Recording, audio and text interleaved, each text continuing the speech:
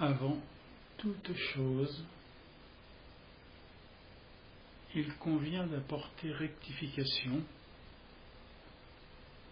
à la citation que nous avions faite des propos d'Étienne Klein.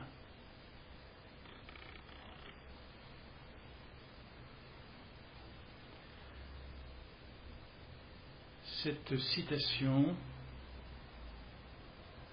est ainsi formulée exactement.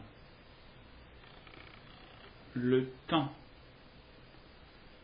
c'est ce qui garantit la présence du présent en permanence.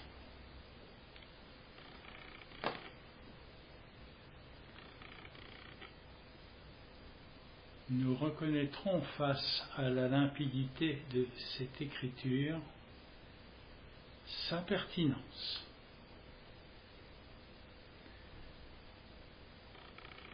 Cependant, les analyses que nous avons faites à propos de la temporalité demeurent pleines et entières et sont explicitées par ces deux citations, la première et la seconde que je viens d'effectuer. En effet, l'histoire du monde, l'histoire de l'espèce humaine est faite d'événements grandioses, de personnages aussi grandioses, et la propagande, tant impériale pour les empires anciens qu'étatique pour les États modernes, nous incite à ne voir dans l'histoire ou à ne voir l'histoire que comme l'alpha et l'oméga de toute chose. C'est ainsi d'ailleurs que les États qui se référaient à la philosophie marxiste avaient fait de l'histoire la clé de voûte de leurs actions, à tel point qu'à la fin de l'histoire, le socialisme devait l'emporter.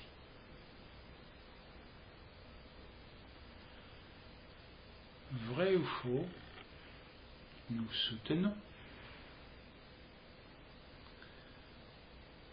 que ces grands hommes, ces grands événements n'ont de pertinence et de réalité qu'à l'aune du présent dans lequel ils se sont constitués,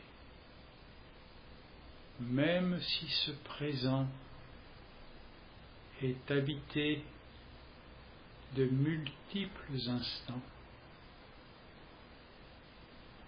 Il n'empêche que cette histoire et les récits qu'elle suggère ne peuvent être ce qu'ils sont que parce que dans un présent réel, ils se sont déroulés, mus par des volontés particulières ou des logiques organisationnelles qui s'inscrivaient, elles, dans un temps propre à les valoriser. C'est la temporalité. Cependant, nous sommes maintenant en capacité grâce à la logique, notre raisonnement, nos pratiques dont il a déjà été fait état, de s'apercevoir qu'indépendamment des projets personnels de tel ou tel dirigeant, ils s'inscrivent dans le Dasein heideggerien, l'être là éternellement présent, garantissant précisément leur efficience. Il est donc important,